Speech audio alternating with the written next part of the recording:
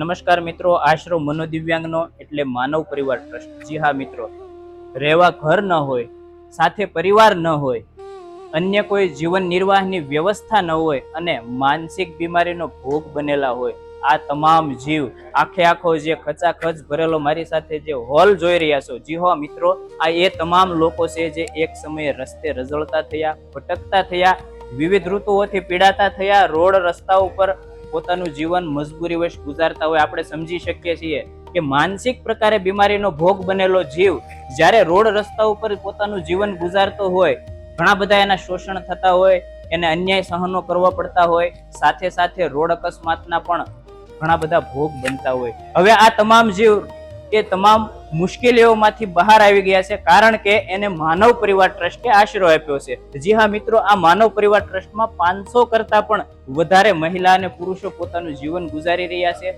હવે પોતાનું જીવન જીવી રહ્યા છે. અને આ માનવ પરિવાર ટ્રસ્ટની વધારે કોઈ પણ માહિતી માટે ડિસ્પ્લે પર આપેલા નંબર પર આપ સંપર્ક કરી શકો છો. ધન્યવાદ.